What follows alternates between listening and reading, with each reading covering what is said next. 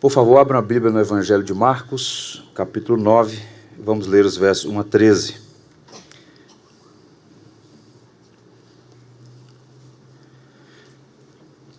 Vamos examinar pela segunda vez esse parágrafo. Capítulo 9, versos de 1 a 13, o tema, a glória de Cristo. Ouçam a palavra de Deus.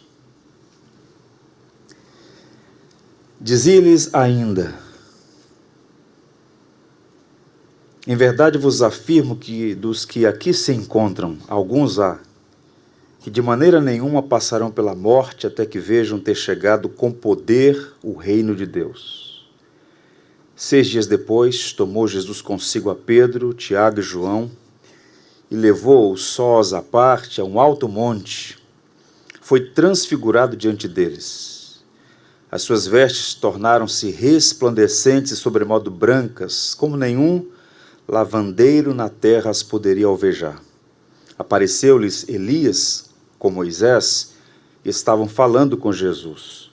Então Pedro, tomando a palavra, disse: Mestre, bom é estarmos aqui, e que façamos 3 tendas, uma será tua, outra para Moisés e outra para Elias. Pois não sabia o que dizer, por estarem eles aterrados.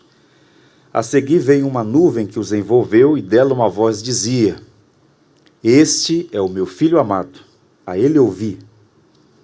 E de relance, olhando ao redor, a ninguém mais viram com ele senão Jesus.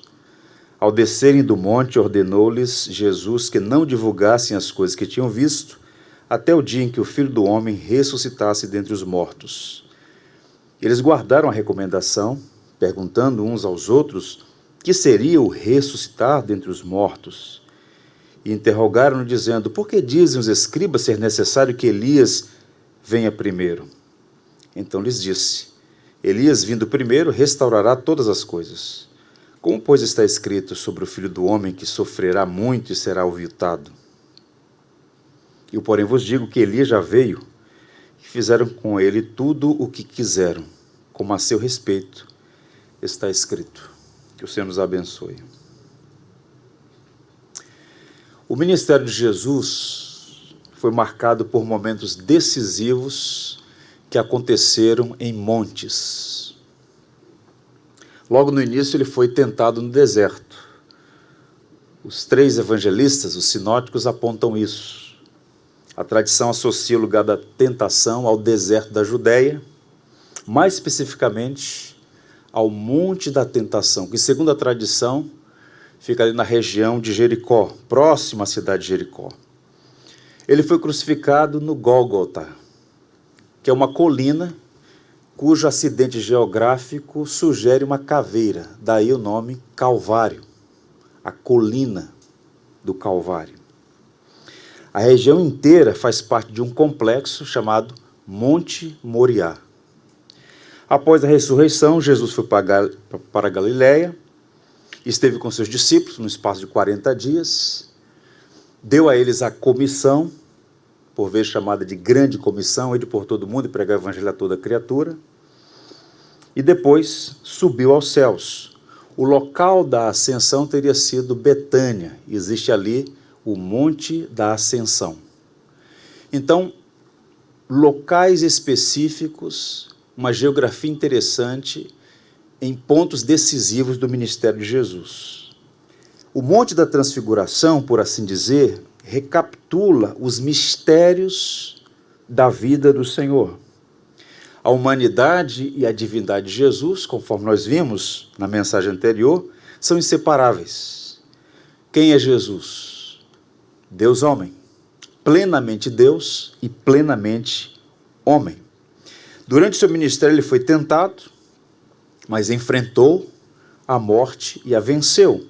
Ressurreto subiu aos céus e voltará em glória. É interessante no livro de Atos, no capítulo 1, quando Jesus está ascendendo aos céus e ele é encoberto por uma nuvem, o anjo diz assim aos discípulos que testemunharam a ascensão de Jesus: Varões galileus, por que estás olhando para as alturas? Esse Jesus que dentre vós foi assunto ao céu, virá do modo como viste subir. Então percebam, a transfiguração, portanto, é considerada um dos 5 marcos na vida e no ministério de Jesus. De acordo com os evangelhos, são batismo / tentação, crucificação, ressurreição e ascensão. A transfiguração ocupa um lugar central e tem importância, conforme nós já vimos e vamos reiterar na reflexão de hoje. Essa palavra transfiguração não é uma palavra usual, não é uma palavra comum, correto? Não é uma palavra que a gente usa no dia a dia. Mas ela tem importância porque foi a melhor palavra que os tradutores da língua portuguesa encontraram para significar o texto grego.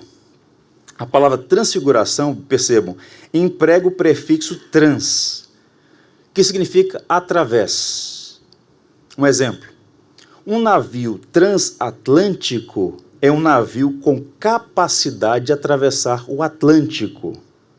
A palavra grega metamorfose, traduzida por transfiguração, indica que a natureza divina de Jesus se manifestou através da natureza humana. Em outras palavras, a linha divisória entre o divino e o humano foi atravessada e a glória de Cristo foi exibida. Houve, portanto, uma metamorfose. A mudança exterior, a mudança na aparência, agora estava refletindo a sua essência. Quem é Jesus? O divino humano. Na mensagem anterior, nós afirmamos que a transfiguração, um dos pontos altos do ministério de Jesus, de fato é. E esse episódio não vai apresentar Jesus na perspectiva de Isaías 52, Isaías 53, desfigurado, ou como diz Isaías 53, olhávamos para ele e nenhuma beleza víamos. Que glória há num homem no subúrbio do mundo, numa carpintaria? Era um homem simples, um homem comum. A glória estava encoberta pela sua humanidade. Pedro, Tiago e João, esses 3 discípulos tiveram uma oportunidade singular, como nenhum outro teve antes deles, de ver por um momento a glória de Cristo sendo exibida naquele monte chamado de Monte da Transfiguração. Eles foram testemunhas do momento em que o véu da humanidade foi removido para que eles vissem claramente, como disse Mateus, o rosto dele brilhou como o sol. Um comentarista bíblico muito capaz, chamado Murreland, ele diz: a glória de seu filho não fora perdida na encarnação. Jesus nunca deixou de ser Deus. Nunca. Aquela ideia de que ele se esvaziou dos seus poderes é uma heresia. Ele nunca deixou de ser Deus. Vejam, ela estava encoberta, escondida. Nessa extraordinária experiência, Deus tira o véu temporariamente, de modo que os 3 discípulos possam ver, por alguns momentos, a glória futura daquele a quem segue o caminho da cruz. Portanto, vejam, quando a gente olha o quadro geral, e é o que nós estamos pretendendo fazer aqui numa linha, desde o capítulo 1, seguindo, examinando o texto, parte a parte, a transfiguração está acontecendo, ou aconteceu entre a confissão de Pedro e a paixão de Cristo. E essa localização, ela é importante, porque quando Jesus afirmou, a partir da declaração de Pedro, que era necessário que o Messias padecesse e sofresse a morte, aquilo foi muito chocante para os discípulos, de modo que a transfiguração era necessária até como uma ação pastoral, especialmente aqueles 3 que exerciam uma forte liderança sobre os demais, para mostrar que a cruz, longe de ser a derrota de Cristo, era o cumprimento da sua missão. E não era o fim, muito pelo contrário, ele veio para dar a sua vida em resgate de muitos. Na visão dele, Jesus era um homem com poderes divinos, enviado para libertar Israel e elevá-lo ao status de nação livre. Essa é a perspectiva que havia na mente de muitos daqueles discípulos. Mas Jesus quis mostrar, na verdade, que o papel do Messias era de outra natureza. Em linhas gerais, eu diria que a transfiguração, irmãos, é uma mensagem visual da identidade de Jesus.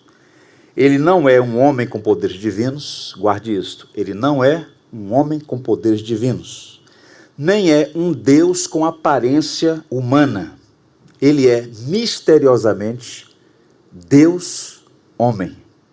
Naquele monte, a linha divisória entre o natural e o sobrenatural, entre o humano e o divino, foi atravessada.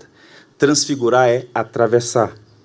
E naquele dia, a natureza divina atravessou a humana e, por um momento, eles viram a glória de Deus na face de Cristo. Eu busquei dividir essa mensagem em dois momentos para enfatizar, primeiro, a função teológica dessa passagem. O mistério da dupla natureza de Cristo. Isso aqui é um pilar inamovível do cristianismo. Só a fé cristã afirma Jesus como plenamente divino e plenamente humano. Se uma pessoa colocar sob suspeição essa dupla natureza indivisível e organicamente conectada, fica sob suspeição a autenticidade da sua fé. Todo cristão, embora não entenda plenamente o mistério, é alguém que confessa que Jesus Cristo é Deus, que Jesus Cristo é humano. E a transfiguração é um dos textos do Novo Testamento em que fica evidente esse mistério da dupla natureza. Mas o nosso foco hoje aqui será colocado sobre os discípulos, porque a transfiguração também tem uma função pastoral. A transfiguração vai fortalecer a fé dos discípulos e, nesse sentido, vai nos ajudar também nas nossas dificuldades. Vejam mais uma vez o verso 2. 6 dias depois, tomou Jesus consigo a Pedro, Tiago e João e levou-os a sós à parte, a um alto monte, foi transfigurado diante deles. Dos 12 apóstolos, apenas 3 tiveram essa experiência. O texto diz que Jesus tomou consigo a Pedro, Tiago e João. E a pergunta é, por que razão Jesus levou apenas 3 dos 12 apóstolos? Qual a resposta a essa pergunta? De acordo com a lei, 2 ou 3 testemunhas eram suficientes para dar testemunho. Você lê isso, por exemplo, em Deuteronômio 19:15, João 8:17, 2 Coríntios 13:1. E Jesus escolheu 3 testemunhas, mas especificamente a Pedro, Tiago e João, porque existia um vínculo profundo entre eles. Eles eram, por assim dizer, os seus 3 melhores amigos. E existem evidências desse relacionamento mais estreito. De fato, havia um ciclo de comunhão fraterna entre Jesus, Pedro, Tiago e João. Vou dar um exemplo. Na ressurreição da filha de Jairo, principal da sinagoga, o texto diz que Jesus autorizou a entrada exclusiva dos pais da criança e de Pedro, Tiago e João. Então, Pedro, Tiago e João formam esse trio seleto que seriam importantes na consolidação da igreja nos seus primeiros dias. Eles receberam um grande privilégio que também veio acompanhado de uma grande responsabilidade. Porque percebam, depois da ressurreição, depois do Pentecostes, quando eles viram o Cristo ressurreto, o mesmo Cristo que eles tinham visto prefigurado ali na transfiguração, agora ressurreto diante deles, quando eles receberam o poder do Espírito Santo, em cumprimento à promessa de Jesus, eles saíram com muito poder e autoridade pregando o Evangelho. E quando as autoridades tentaram intimidá-los, Pedro e João, ambos testemunhas da transfiguração, eles disseram com muita ousadia: não podemos deixar de falar o que temos visto e ouvido. E continuaram a dar testemunho do Evangelho. Tiago, a terceira testemunha, também pregou com muita ousadia. Mas logo de imediato, você pode observar isso no capítulo 12, ele foi assassinado por ordem expressa de Herodes Agripa I. Ele foi assassinado a fio de espada. Por ordem do Estado, ele foi executado. E mais à frente, outro Tiago ocupa o lugar dele, o meio-irmão de Jesus, e Gálatas, a carta aos Gálatas vai dizer que Pedro, João e Tiago eram as colunas da igreja. Portanto, o que eu quero dizer é o seguinte: Jesus está trabalhando na vida dos 12 apóstolos, mas ele vai dar uma atenção especial a esses 3 mais próximos a ele, para que servissem de pastores para os seus irmãos na fé. Portanto, assim que Pedro confessa que Jesus é o Cristo, e Pedro está falando em nome do colégio apostólico, Jesus em seguida passa a falar abertamente sobre o seu sofrimento, e isso era extremamente difícil de aceitar. Por quê? A história do Messias devia ser triunfante, mas essa associação com cruz era vista por eles como uma tragédia. Quando a gente olha a primeira parte do Evangelho segundo Marcos, a gente vai encontrar ali várias evidências de que Jesus é o Filho de Deus. Marcos está escrevendo de forma muito habilidosa, mostrando isso. O poder de Jesus sobre espíritos malignos, e os próprios espíritos malignos deram testemunho. Que temos nós contigo, Santo de Deus. O poder de Jesus sobre a enfermidade, variadas enfermidades. O poder de Jesus sobre a morte, ele ressuscitou mortos.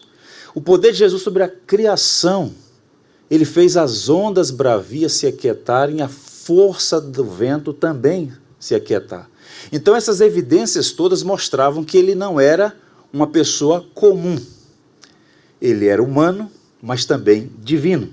O que está acontecendo agora é que processualmente os olhos desses discípulos estão sendo abertos, esclarecidos para enxergar com mais nitidez a identidade de Jesus. Vocês se lembram que no capítulo 8,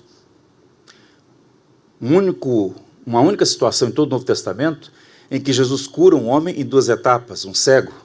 Aquilo era uma ilustração dessa revelação processual. Então os discípulos já sabiam quem era Jesus, mas ainda não enxergavam com nitidez. E Jesus processualmente foi ampliando a visão deles, até que, depois da ressurreição, eles tiveram a consciência de quem era Jesus, Senhor e Cristo, o Deus homem, nosso Salvador. Portanto, a transfiguração não é um truque milagroso para convencer os discípulos da divindade de Jesus. A transfiguração de Jesus diante dos seus discípulos é uma ação pastoral que carrega uma lição fundamental. E qual é a lição? Que, como vocês podem perceber, terá implicações para nós hoje. A lição é esta, irmãos. Qual é a lição que Cristo está dando aos seus discípulos naqueles dias? Primeiro, o sofrimento. Depois, a glória. Tente imaginar. Você abandona tudo, absolutamente tudo. Devota a sua vida a seguir a Jesus. Por um espaço de mais de 2 anos. Nós estamos falando aqui já da reta final do ministério de Jesus, talvez alguns meses antes da crucificação. Eles foram testemunhas de fatos extraordinários. Eles viram Jesus andar por sobre as ondas do mar. Eles sabiam que Jesus era o Messias, o Senhor. Mas quando Jesus começa a falar de morte, de sofrimento, aquilo não bate. Eles ficam confusos. Aquilo é dissonante, porque a visão e a perspectiva deles, o que havia nutrido a esperança de Israel, era de um Messias político, militar, libertador, não um Messias sofredor. Numa cruz, está escrito, maldito é todo aquele que for pendurado numa cruz. E quando Cristo vai falar disso, eles ficam confusos, tanto é que Pedro, numa influência maligna, tenta persuadir Jesus a sair dessa missão da cruz. E a cena da transfiguração vai apontar, portanto, um mosaico de sofrimento e redenção. Jesus está mostrando para os discípulos que eles precisavam ver a glória escondida na fraqueza. E se vocês observarem, no verso 2 e no verso 9, tem uma moldura aí interessante na literatura de Marcos. No verso 2 eles sobem o monte, no verso 9 eles descem. E esse movimento alto, abaixo, é essencial para entender o ministério de Jesus. No alto da montanha, o que eles veem? Eles veem a glória. Eles veem o rosto de Jesus brilhar como o sol. Eles veem as suas roupas ficarem luminosas e resplandecentes. Eles viram uma nuvem descer do céu, envolvê-los, e uma voz Este é o meu filho amado, a ele ouvi. Pedro, mais à frente, na segunda carta que escreve, vai dizer: nós vimos a majestade no Monte Santo. Ou seja, a experiência foi real e profunda. Então eles viram a glória. Agora, quando eles descem, eles vão para a realidade. Qual é a realidade? A cruz, o sofrimento. Jesus está mostrando para eles, portanto, o seguinte: primeiro o sofrimento, depois a glória. E essa é uma lição muito importante para nós hoje. Eu diria que a visão beatífica, ela é ornamentada com a presença de Moisés e Elias. E no relato de Lucas, Moisés e Elias conversam com Jesus sobre a partida, isto é, sobre a morte de Jesus, o que aconteceria em Jerusalém dentro de algumas semanas. E quando eles descem do monte, Jesus fala abertamente sobre morte, sofrimento, fala sobre ressurreição, e aqui um ponto interessante: existe cruz na glória e glória na cruz. Quando Jesus está no alto do monte, transfigurado, exibindo sua glória, ele conversa com Moisés e Elias sobre a cruz. Porque na visão de Jesus, a cruz não é derrota, a cruz é glória. Ele veio para dar a sua vida. E quando eles descem da montanha, Jesus fala sobre o sofrimento. E também há sofrimento na glória e glória no sofrimento. Isso é interessante. Eu diria que o pastor Jesus busca fortalecer a fé dos discípulos, dando a eles uma aula prática sobre a relação entre a cruz e a glória, a transfiguração e o Calvário. Eu li alguns estudiosos dessa matéria, e tem um autor chamado Mark Jones, é um dos jovens teólogos do nosso tempo, tem escrito muitos bons livros, e escreveu um texto chamado O Conhecimento de Cristo. E ele vai fazer um contraste entre a transfiguração e o Calvário, que é bem interessante, mostrando essa relação entre glória e sofrimento. E antes de apresentar a vocês algumas aplicações, como isso tem relação com a nossa vida aqui e agora, deixa eu ler para vocês esse texto que muito me edificou, alguns pontos de relação entre a transfiguração e a morte na cruz. Primeiro, Jesus foi revelado em glória no Monte Hermon, embora ele tenha sido crucificado em vergonha no Gólgota. Glória no Hermon, vergonha no Calvário. Em segundo lugar, na transfiguração, as vestes de Cristo brilharam majestosamente brancas como a luz, enquanto no Calvário, os soldados romanos dividiram sem nenhuma vergonha suas vestes ensanguentadas. Na montanha, Moisés, representando a lei, e Elias, representando os profetas gloriosos, ficaram ao lado de Jesus e com ele conversaram. Na cruz, 2 criminosos vergonhosamente ficaram ao seu lado e o insultaram. Enquanto na montanha uma nuvem brilhante encobriu os presentes, enquanto na colina trevas cobriram a terra. Na montanha Deus declarou de forma pública: este é o meu filho amado, em quem tenho prazer, a ele ouvi. Enquanto na cruz Jesus clamou: Deus meu, por que me desamparaste? Ademais o centurião testemunhou: verdadeiramente este é o Filho de Deus. Na montanha Pedro se entusiasmou: Senhor, bom é estarmos aqui. Enquanto no Calvário o apóstolo se escondeu e ninguém mais o encontrou. Um contraste entre sofrimento e glória, entre a transfiguração e o Calvário. E o que isso tem a nos ensinar aqui? Como é que essa experiência dos discípulos, essa relação de Jesus, nessa aula prática entre sofrimento e glória, pode nos ajudar? Eu queria propor algumas lições para nós, para o nosso tempo. A primeira delas é a seguinte: a experiência na montanha é necessária para enfrentar a realidade nos vales. A jornada da vida, ela tem, irmãos, uma geografia existencial. Ouçam: a montanha, há planícies e há vales. Esses estágios na jornada nem sempre dependem de nós. Por exemplo, os vales. Os vales, por vezes, aparecem sem aviso prévio. Um vale representa uma adversidade, uma aflição, uma situação, uma tribulação que surge inesperadamente. para a qual não havia nada que fosse possível fazer para evitar. Os vales estão aí.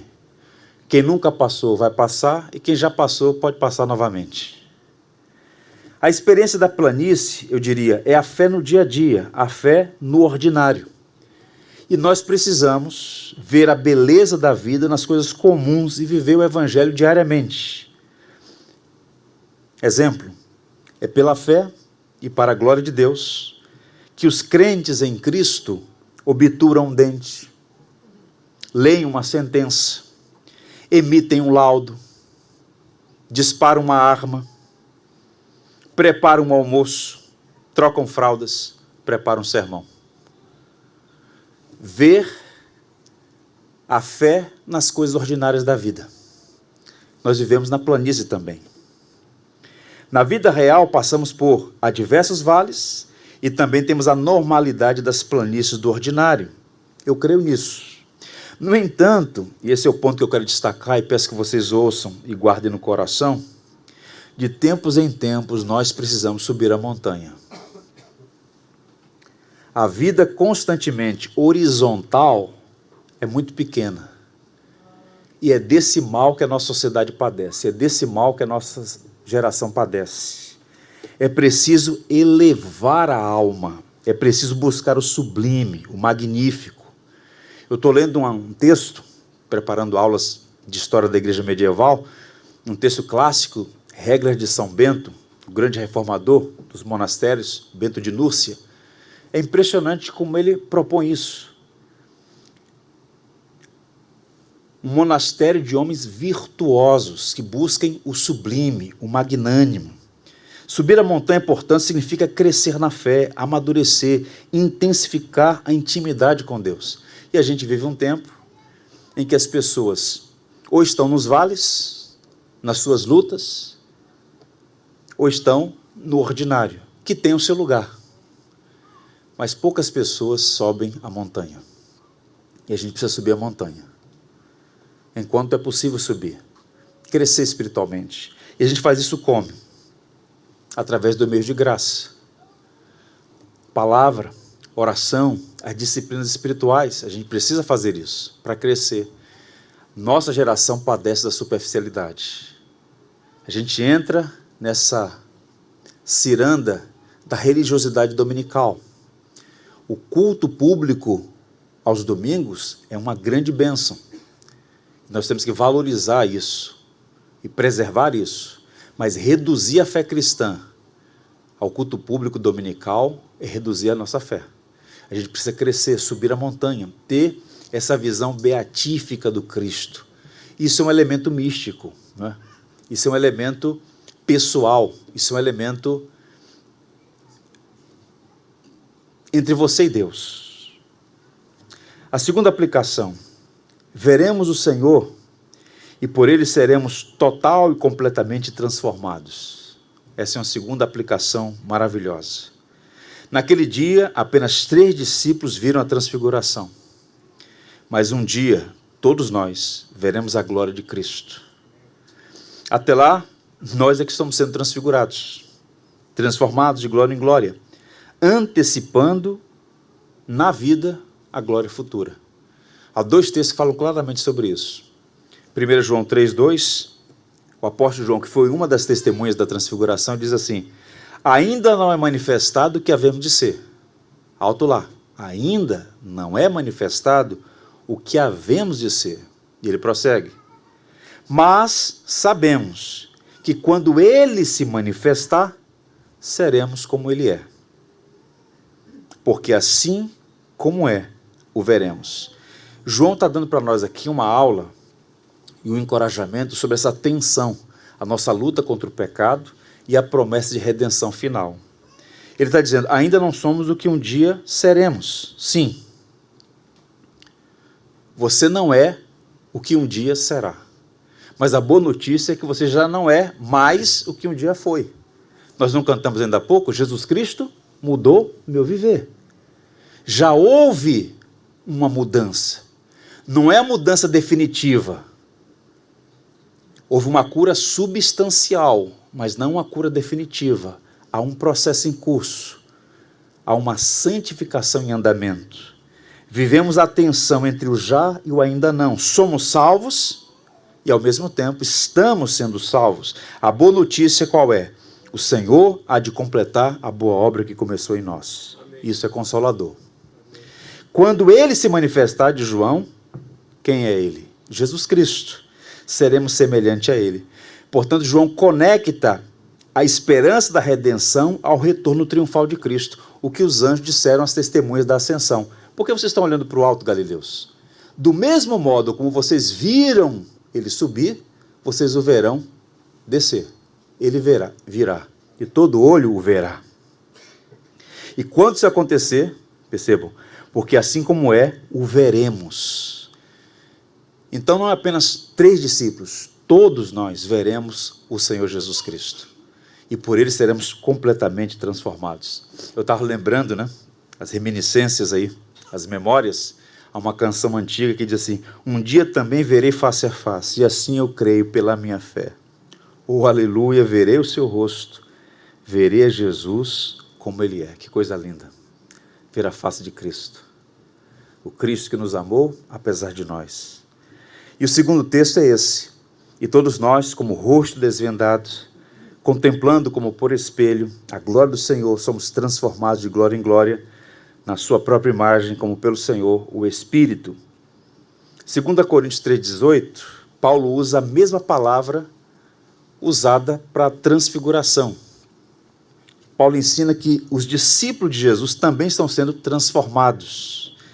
À medida que contemplam a glória do Senhor, nós todos somos transformados de glória em glória, pelo Espírito. Essa é uma linguagem para dizer que a santificação está acontecendo de forma processual, é uma operação que o Espírito Santo realiza em nós, à medida que contemplamos a face de Cristo. Eu pergunto a vocês, onde é que nós enxergamos a Cristo? Na sua palavra. Contemple a Cristo nas páginas das Escrituras. Cristo é visto na sua palavra, Cristo é revelado a nós na sua palavra. Isso é instrutivo para nós. Portanto, 2 grandes lições aqui: suba a montanha, cresça na sua fé, e ao mesmo tempo, lembre-se disso, um dia você verá o Senhor e será completamente transformado. Não somos ainda o que seremos, mas um dia Ele vai completar a boa obra que começou em nós.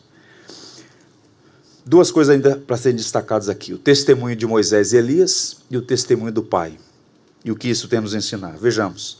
No verso 4, o texto diz assim: apareceu-lhes Elias com Moisés e estavam falando com Jesus. A transfiguração por si só já é impressionante. Agora, a presença de Elias e Moisés torna o evento ainda mais emblemático, revestido de mistério. Pergunta: por que Moisés e Elias?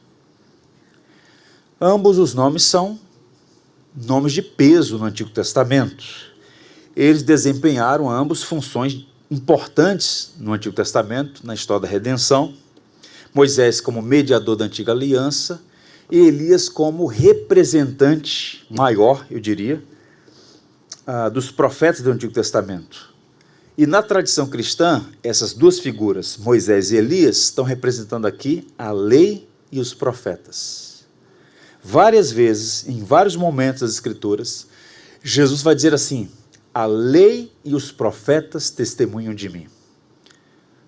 E agora você tem Moisés e Elias ali presente, ambos presentes, testemunhando a glória do Filho de Deus.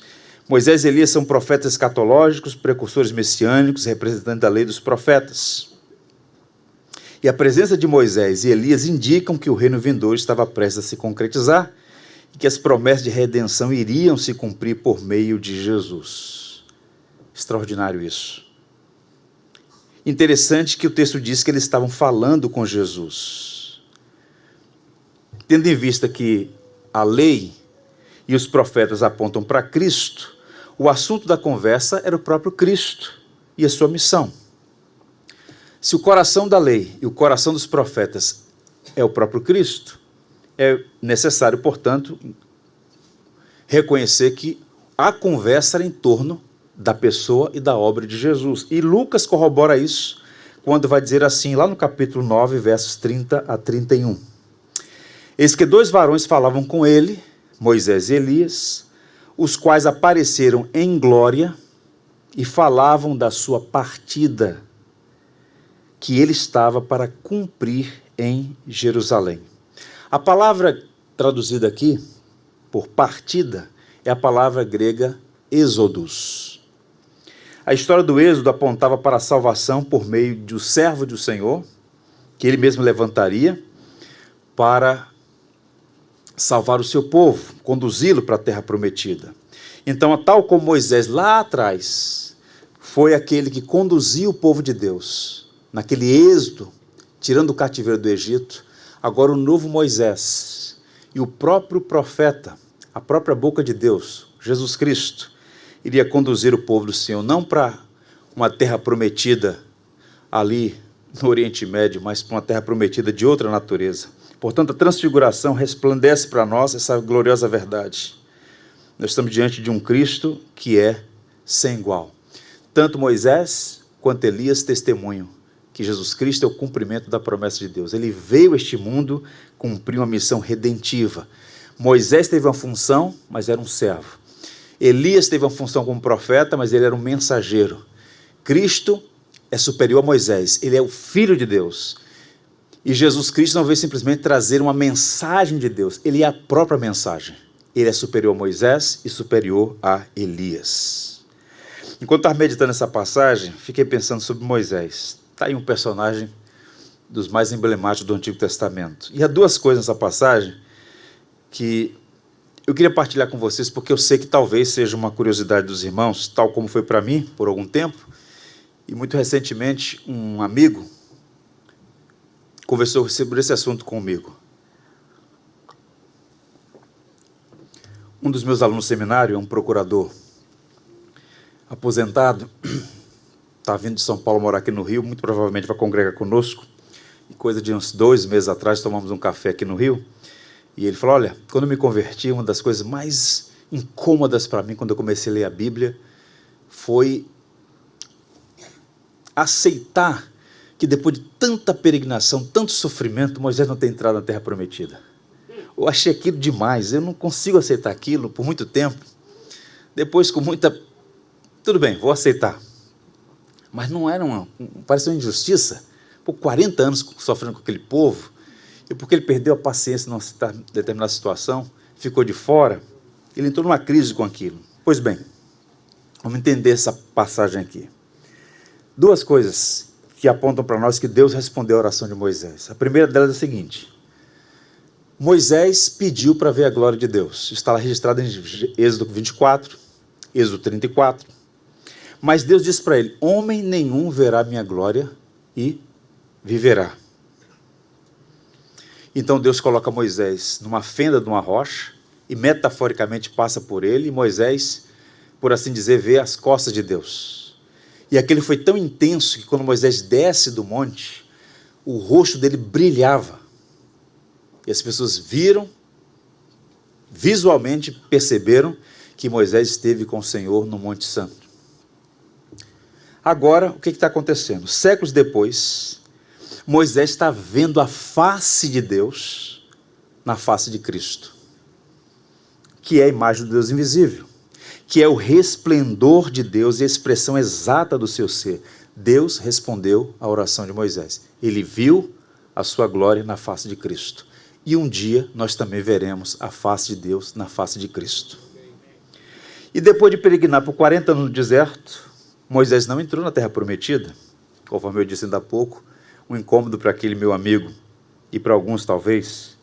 Ele avistou a terra do outro lado do Jordão, e do alto do Monte Nebo, onde hoje fica a Jordânia, inclusive há um monumento bem interessante lá, de onde Moisés tem uma visão panorâmica da terra de Israel, ele então não alcançou, e muitos veem isso como injustiça. Agora, séculos depois, Moisés está na terra prometida, olhando face a face o Deus homem, que é o Salvador prometido. O comentário de Sproul é interessantíssimo, deixa eu ler para vocês. Moisés não atravessou para a terra prometida, ele finalmente chegou lá, mas por outro caminho. Ele não cruzou o rio Jordão durante a sua vida na terra. Supõe-se que a rota pela qual ele viajou para a terra prometida foi vertical. Ele não atravessou para Israel, ele veio a Israel do céu. Depois de muitos séculos, ele finalmente pôs os pés na terra prometida, quando falou face a face com o prometido, o Salvador do mundo. Que mistério, irmãos. Eu sei que há muitas perguntas para as quais a gente não tem resposta, mas o que a gente consegue enxergar já é suficiente para a gente dizer: bendito seja Deus, por sua sabedoria, sua soberania. Tudo que Deus faz é sempre bom, justo e perfeito. Quando a gente não entende, a melhor coisa é colocar a mão na boca e esperar no Senhor, porque Deus é sempre justo nos seus caminhos. Algumas lições para nós. A primeira delas: existe vida após morte. Moisés morreu. Ninguém sabe o local do seu sepultamento, mas é certo que ele morreu. Até um texto sobre uma disputa em relação ao seu corpo, um texto também difícil de interpretação, mas o fato objetivo é que ele morreu aos 120 anos. O povo de Israel pranteou por mais de 30 dias a morte do grande líder Moisés. Elias, assim como Enoque, antes dele, não experimentou a morte, ele foi levado ao céu. Há muitos mistérios para os quais não temos respostas em relação a esses dois homens. Mas o que a gente está olhando para esse texto aqui? Dois homens foram vistos vivos e revestidos de glória. Isto por si só serve para nós como um lembrete. Qual é o lembrete? A vida não termina no cemitério da cidade. Tudo não acaba quando morremos. Existe outro mundo além desta vida. E a nossa esperança está em Jesus Cristo. Ele prometeu: eu sou a ressurreição e a vida. Aquele que crê em mim, ainda que morra, viverá. Que coisa triste é o sepultamento de um ímpio. Partir sem esperança. Partir sem saber o que o aguarda. O cristão, ele tem uma firme esperança. O seu Redentor vive. Ele garantiu vida eterna a todos aqueles que confiam nele. E a presença de Moisés e Elias ali é um lembrete para nós, que a vida não é só aqui e agora. A gente não pode subscrever o materialismo científico e tantas religiões que de alguma maneira tentam sugerir que tudo que existe é simplesmente o que a gente consegue enxergar. Isso não é verdade. Uma outra aplicação importante: o Antigo Testamento aponta para Cristo. Moisés e Elias aparecem no Monte da Transfiguração, eles conversaram com Jesus, e curioso notar, como eu já disse e volto a dizer, a obra de Cristo na cruz do Calvário é o assunto da conversa. Então vejam, nós temos o representante da lei, Moisés, o representante dos profetas, Elias, conversando com Deus encarnado. E qual é o assunto da conversa? A cruz. Todo o Antigo Testamento aponta para a obra de Cristo. O Novo Testamento, se você observar, a primeira mensagem depois da ressurreição de Jesus está registrada no capítulo 2. Pedro ousadamente pregando Jesus Cristo, crucificado e ressurreto. Peguem os extratos da pregação do apóstolo Paulo. Peguem os extratos das pregações dos demais apóstolos. Tudo é centrado na pessoa e obra de Jesus Cristo. Isso nos ensina, portanto, que tanto o Antigo Testamento quanto o Novo Testamento, o centro é Cristo. E em alguma medida se explica uma das razões pelas quais as igrejas andam debilitadas. Porque estão substituindo o que é central por o que é periférico. E às vezes o que é nocivo. Se a igreja quer manter saúde, se ela quer ter vitalidade, se ela quer cumprir a sua missão, Cristo tem que ocupar o centro. E a mensagem da cruz é o central para a vida da igreja. D.C. Ryle diz assim: desde Abel em diante, todos os crentes do Antigo Testamento parecem ter descansado na promessa de um sacrifício e de um sangue onipotente e de eficácia onipotente que ainda se manifestaria. Desde o começo do mundo, sempre existiu, tão somente, um fundamento de esperança e paz para os pecadores, a morte de um poderoso mediador entre Deus e o homem. Este fundamento é a verdade central do cristianismo. Foi o assunto a respeito do qual Moisés e Elias estavam conversando, quando apareceram em glória, falavam sobre a morte de Jesus. Então, o coração da conversa ali, Jesus, crucificado e ressurreto. E essa deve ser a mensagem da igreja. No Brasil, há pouco dessa tradição, mas quem já teve a oportunidade de viajar, você chega em algumas igrejas antigas, você tem um símbolo da fé, uma cruz, um letreiro, uma placa da igreja, um texto indicando lá o titular, o clérigo, o pastor titular da igreja, o tema da mensagem, depende muito da construção da igreja, da tradição daquela igreja. E às vezes destaca-se na porta da igreja um versículo que sintetiza o ministério daquela igreja, ou aquilo que aquela igreja, aquele ministério quer enfatizar. Isso é muito comum. Na Inglaterra, uma igreja, na sua porta, tinha um letreiro: pregamos a Cristo crucificado. Que coisa linda. Pregamos a Cristo crucificado. Mas, nesse mesmo muro onde estava o letreiro, pregamos a Cristo crucificado, cresceu uma planta. E a planta começou a encobrir o letreiro. E depois de um tempo só estava assim: pregamos a Cristo. E depois a planta cresceu mais um pouco. E só dava para ler: nós pregamos. E aquela igreja quase morreu. E o John MacArthur, que conta essa história, diz assim: isso acontece sempre que Cristo não é mais pregado. Infelizmente, a igreja atual enfraqueceu de tal modo que, em muitos casos, a planta do mundanismo avançou a ponto de agora seu letreiro simplesmente dizer nós, concentrando-se apenas no homem e seus desejos e não mais em Cristo. Uma igreja que quer manter saúde espiritual deve sempre trazer à sua memória: nós pregamos a Cristo crucificado. Muitas igrejas tiraram o crucificado. Estão dizendo pregamos a Cristo. E algumas já tiraram Jesus. Está dizendo nós pregamos. E tem muitas que estão centradas apenas em nós, na satisfação do homem, nos seus desejos. Isso é extremamente perigoso. Uma outra aplicação para nós ainda: as fraquezas humanas não impedem a operação da graça. Quando eu olho para essa passagem e vejo Pedro, mais uma vez, protagonizando, dizendo: Senhor, bom estarmos aqui. Ele está propondo uma coisa interessante: Senhor, vamos fazer 3 tendas. Uma para ti, uma para Moisés e outra para Elias. Talvez ele estivesse aqui fazendo uma associação à festa dos tabernáculos, que era muito comum naqueles dias. Era uma festa que durava 7 dias, que os judeus então deixavam suas casas, passavam por uma semana dormindo numa tenda, para lembrar que foram peregrinos, para lembrar o êxodo. Então, vamos fazer uma tenda aqui. Mas o fato objetivo é que Pedro está sinalizando alguns erros nessa linguagem dele. O primeiro erro é uma falta de compreensão acerca do mistério. Primeiro, ele equipara Jesus a Moisés e Elias. Vamos fazer uma tenda para o Senhor, para Moisés e para Elias. Um erro que o próprio Deus vai corrigir lá na frente. Moisés e Elias são mensageiros de Deus, Jesus é o Filho de Deus. Essa é a primeira falha de Pedro. A segunda, a tentativa de prolongar o êxtase talvez seja uma reação contra o sofrimento, contra o caminho do sofrimento. É como se ele estivesse dizendo: Senhor, está tão bom aqui, não vamos descer não.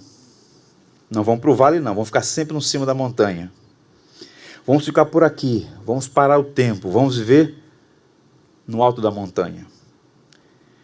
Marcos diz que Pedro estava com medo e falou sem pensar, porque de fato a experiência da teofania deve ser uma coisa forte demais, né?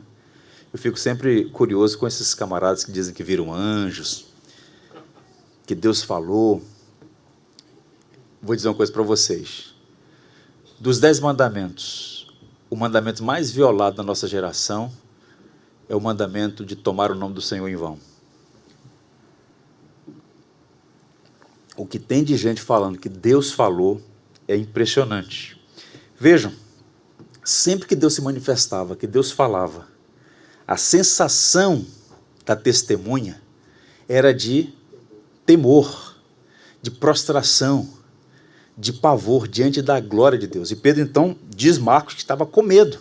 aterrado, a cena de ver primeiro a transfiguração de Jesus, a presença de Moisés e Elias, e ele então, sem pensar, fala assim, vamos fazer aqui 3 tendas, está muito bom isso aqui. E é possível identificar nessas falas de Pedro um elemento positivo, que eu queria destacar aqui para a gente.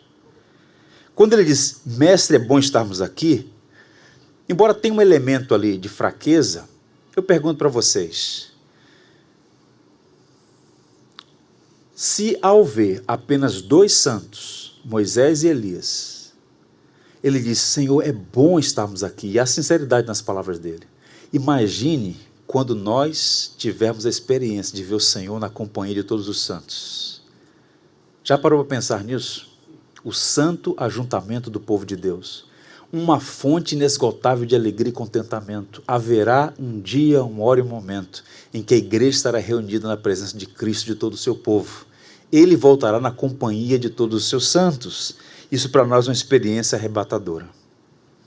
E por fim, o verso 7. O testemunho do Pai. Eu quero destacar ainda aqui de modo breve. A seguir veio uma nuvem que os envolveu e dela uma voz se dizia, este é o meu filho amado, a ele ouvi.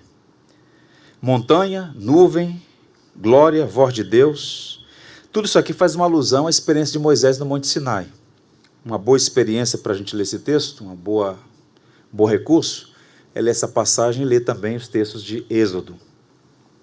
Então, quando a nuvem os encobriu naquela montanha e manifestou a presença de Deus, não foi Pedro que providenciou uma tenda, foi o próprio Deus. O próprio Deus os encobriu a eles todos.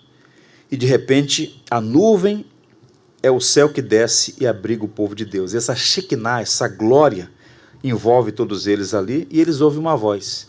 Este é o meu filho amado, a ele ouvi. Muito provavelmente, essa passagem está sendo colocada aqui em alusão à própria palavra de Moisés em Deuteronômio. Quando Moisés diz assim para o povo, Deus vai levantar um profeta superior a mim. A ele vocês devem ouvir. Portanto, essa experiência serve de função pastoral para que os discípulos soubessem, testificassem, testemunhassem que Jesus Cristo é Deus, a sua glória está ocultada na sua fraqueza, e ao mesmo tempo entendessem que Jesus é superior a Moisés e Elias, porque quando a experiência acaba, quando a nuvem se dissipa, quando eles olham, só vem Jesus, não tem mais Moisés nem Elias. É Jesus que eles devem ouvir, é a Jesus que eles devem seguir, a devoção deles deve ser a Jesus Cristo.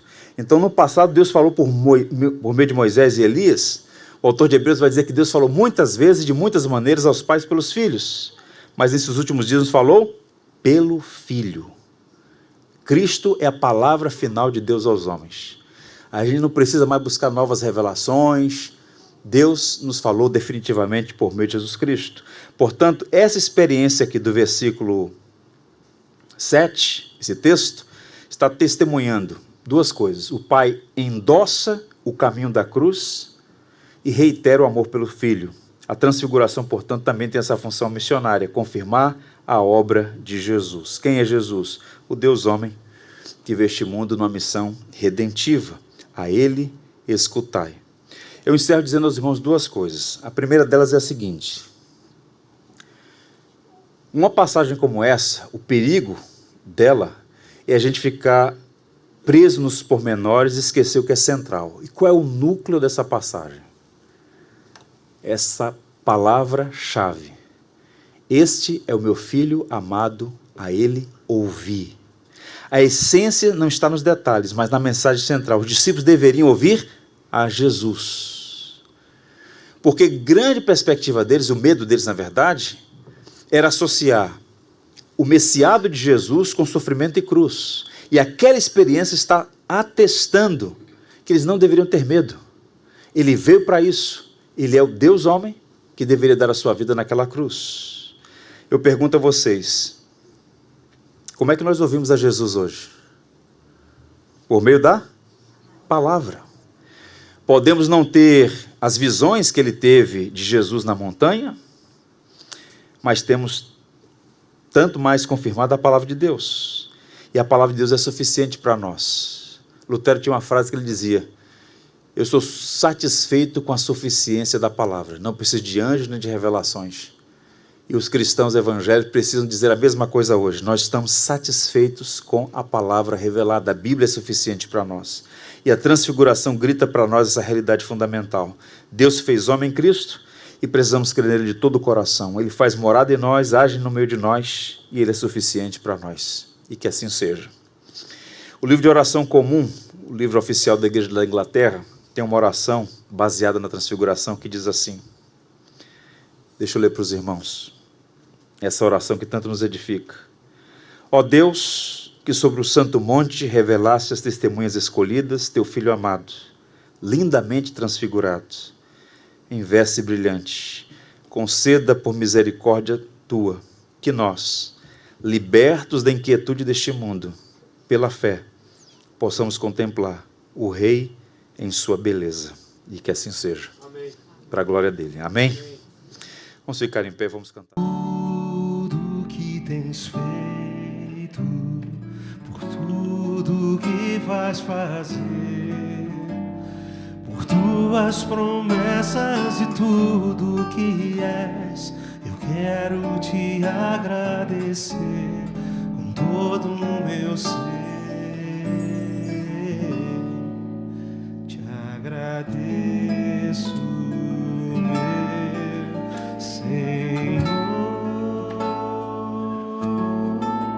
te agradeço, meu Senhor, te agradeço por me libertar e salvar, por ter morrido em meu lugar, te agradeço, Jesus, te agradeço, eu te agradeço, te agradeço